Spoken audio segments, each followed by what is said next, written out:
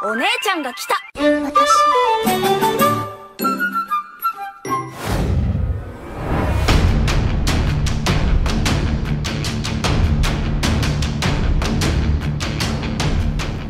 Halo, apa kabar semuanya? Salam kenal dan selamat datang di channel Playlist ID. Masih melanjutkan cerita bab terakhir manga Bleach, di mana saat itu di akhir chapter 518 kita diperlihatkan pada sebuah tempat di mana sang raja arwah tinggal. Well, tanpa menunggu waktu lama, sebelum kita lanjutkan ceritanya, pasang dulu sabuk pengaman dan segera bunyikan tombol loncengnya.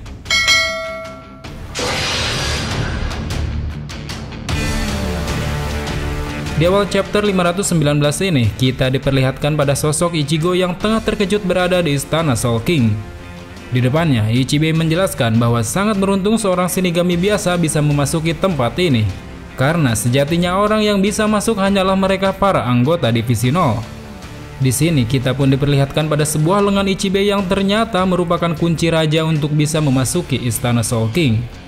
Dikatakannya bahwa kunci raja ini diciptakan dari kekuatan raja arwah yang dianugerahkan pada siapa saja yang terpilih menjadi anggota divisi 0. Dengan kata lain, ada dua cara untuk memasuki istana, yaitu memperbolehkannya masuk ataukah memasukinya bersama divisi 0. Mendengar penjelasan itu, Ichigo pun tiba-tiba teringat pada sosok Sosuke Aizen yang mana dulunya dia begitu menginginkan untuk membuat kunci raja. Ichibe pun lantas menjelaskan bahwa sebenarnya yang diinginkan Aizen tidak cuma sekedar itu, melainkan dia mencoba untuk menciptakan kehidupan dengan mengalahkan sang raja dengan menjadikan dirinya sebagai dewa. Di sisi lain, Senjumaru Sutara pun menjelaskan pada Ichigo bahwa sesungguhnya Aizen tidaklah lebih jahat bila dibandingkan dengan para Quincy yang sudah memporak-porandakan Seireitei.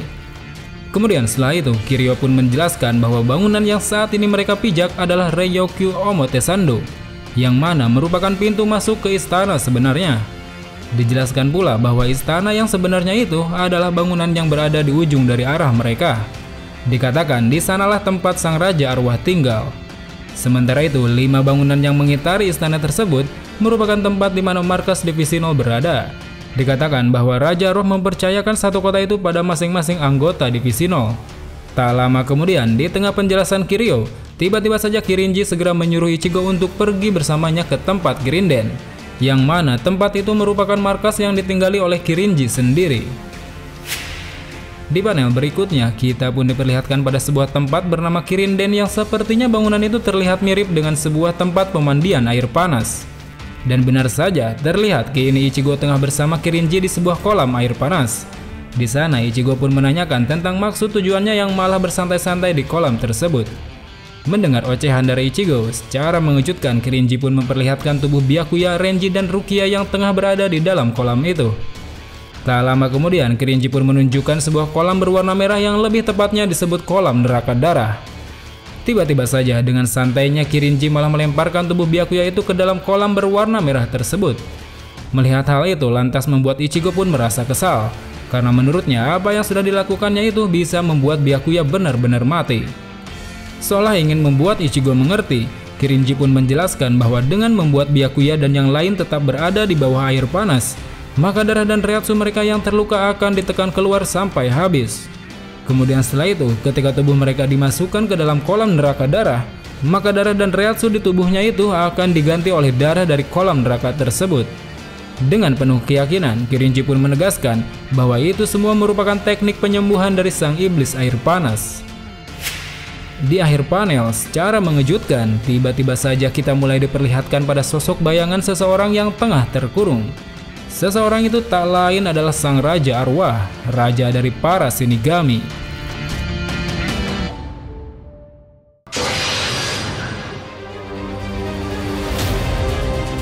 Sementara Ichigo pergi ke istana untuk memperbaiki Tensa Zangetsu, para Shinigami yang ada di Soul Society pun kini tengah mempersiapkan diri guna menghadapi penyerbuan Quincy berikutnya.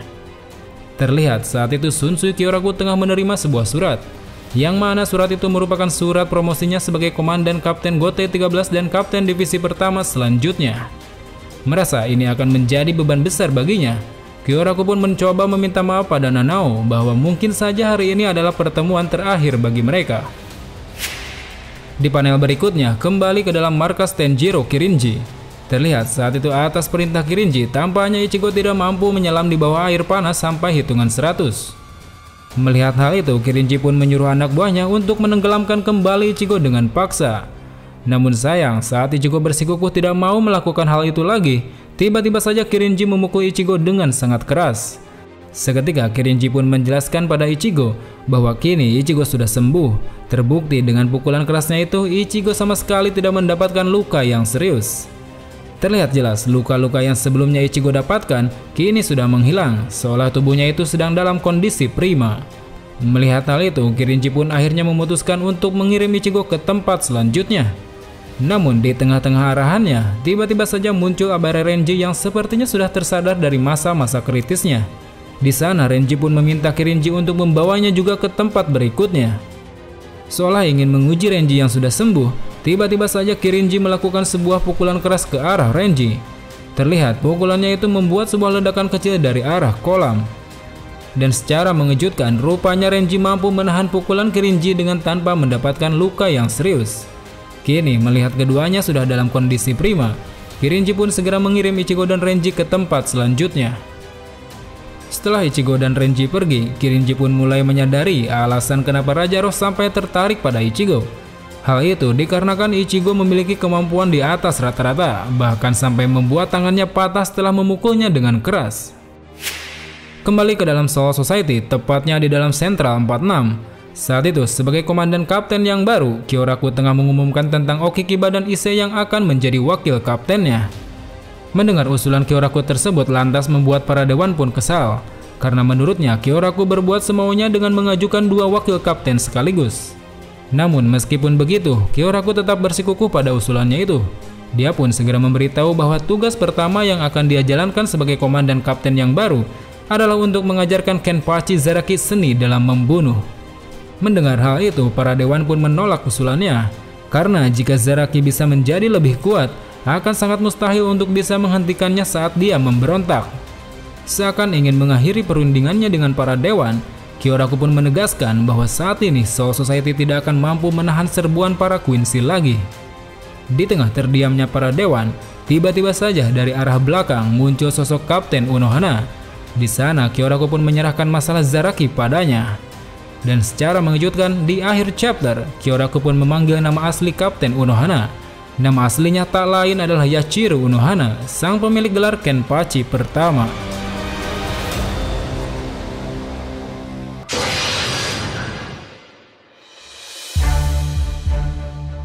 Di awal chapter 521 ini, kita diperlihatkan pada dua orang rival yaitu Ichigo dan Renji. Terlihat saat itu mereka berdua tengah ribut di atas langit untuk memilih siapa yang akan menjadi pijakan ketika mereka mencapai bawah bangunan. Di tengah keributan itu, tiba-tiba saja muncul Kon yang berada di balik pakaian Ichigo. Kon pun kemudian membesarkan dirinya dan menjadi batu pijakan bagi mereka. Tidak lama setelah itu, tiba-tiba saja dari arah belakang muncul seseorang yang hendak menyapa dengan mengeplak kepala Ichigo dan Renji. Rupanya orang yang tengah menyapa mereka dengan cara aneh itu tiada lain adalah penjaga kerajaan Kiryu Hikifune. Dia pun menyambut Ichigo dan Renji yang telah sampai di istana Gaton. Sesampainya mereka di dalam istana Gaton, tiba-tiba saja mereka disuguhi makanan yang begitu banyak yang sudah dimasaki oleh Kiryu. Di sana Kiryu pun mengatakan bahwa istana Gaton merupakan istana makanan. Dengan begitu mereka tidak usah khawatir untuk memakan makanan tersebut. Setelah mendengar ucapan dari Kiryu, Ichigo dan Renji bersama Kon pun lantas segera memakan semua makanan yang berada di hadapan mereka. Namun di tengah lahapnya mereka makan, tiba-tiba saja Ichigo bertanya pada Renji, "Apakah tidak apa-apa jika kita malah santai-santai di sini di saat para shinigami yang ada di Soul Society sedang berlatih?" Mendengar ucapan itu, Renji pun menyangkal gumaman Ichigo. Dia berpikir justru sebelum kita mulai berlatih, ada baiknya kita harus mandi dan makan yang banyak terlebih dahulu. Karena jika kita hanya terus memikirkan latihan keras, tubuh kita pastinya akan hancur. Seakan membenarkan apa yang dikatakan Renji, tiba-tiba saja tepat di depan mereka muncul Kiryu Hikifune dengan tampilannya yang berbeda. Dia pun mengatakan bahwa apa yang sedang mereka lakukan di sini adalah sesuatu yang normal sebelum melakukan pelatihan. Di sisi lain, melihat tubuh Kiryu yang kini menjadi langsing, lantas membuat Renji, Kon, dan Ichigo pun terkejut. Kiryu menjelaskan bahwa alasan kenapa tubuhnya bisa berubah menjadi langsing adalah karena dia sudah mengeluarkan banyak reiatsu saat dirinya memasak makanan yang telah mereka makan. Kemudian setelah itu, saat Ichigo bersama Renji hendak pergi meninggalkan istana Gaton, Kiryu mengatakan bahwa sejatinya semua anggota Divisi 0 adalah orang-orang yang menciptakan sesuatu yang ada di Soul Society. Kiryu pun mengungkapkan bahwa dirinya lah yang sudah menciptakan jiwa buatan, yang tak lain nantinya mereka kenal dengan sebutan Gikkongai. Menurutnya, esensi dari jiwa buatan adalah untuk membuat reiatsu dengan jenis berbeda bisa masuk ke dalam tubuh agar mampu menaikkan level kekuatannya. Di sana, Kiryu pun mengatakan bahwa makanan yang telah mereka makan mengandung reiatsu yang sama dengan konsep jiwa buatan. Dengan begitu, tubuh mereka akan mampu meningkatkan level kekuatannya. Terlihat jelas kini tubuh Renji dan Ichigo pun tampaknya sedikit memancarkan tekanan reiatsu, yang mana saat itu membuat mereka terlihat sangat bugar. Kemudian setelah itu, di akhir panel dengan wajah yang serius, Kiryu pun mengatakan pada Renji dan Ichigo bahwa tempat selanjutnya yang harus mereka datangi adalah Istana Howo, yang mana tempat itu merupakan markas dari seorang pria yang telah menciptakan Zanpakuto. Orang itu tak lain adalah Otsunimaya.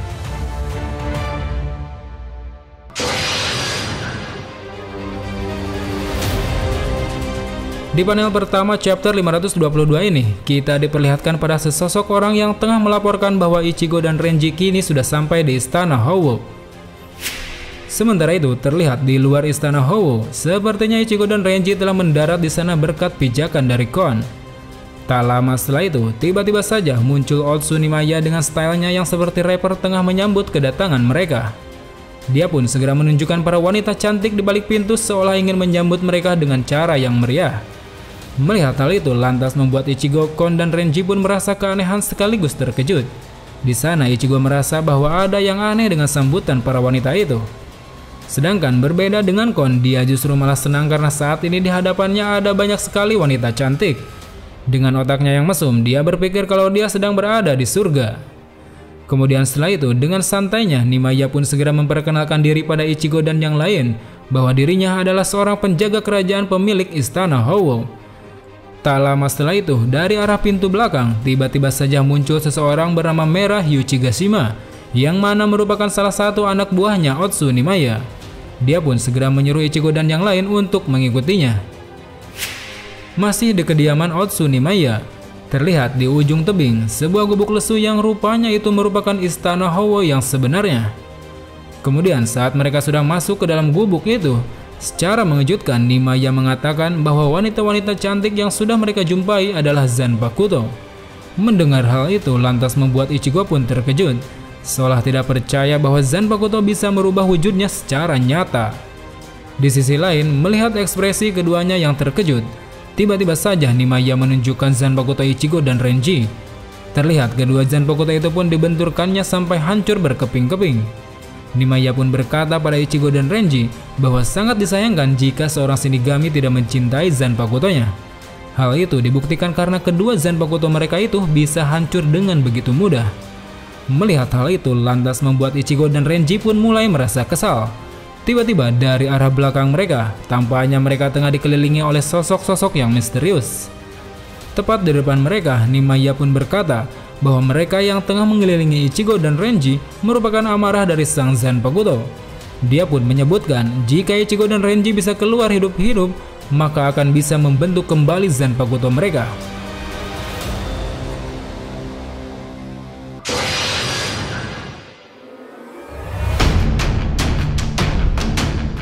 Well teman-teman, sangat menarik untuk mengetahui bagaimana kelanjutan pelatihan yang dilakukan oleh Ichigo dan Renji. Apakah mereka bisa kembali membentuk Zanpakutonya? Pantengin terus channel ini karena ceritanya masih sangat panjang. So, sampai jumpa di video selanjutnya. Salam Bleach Lover.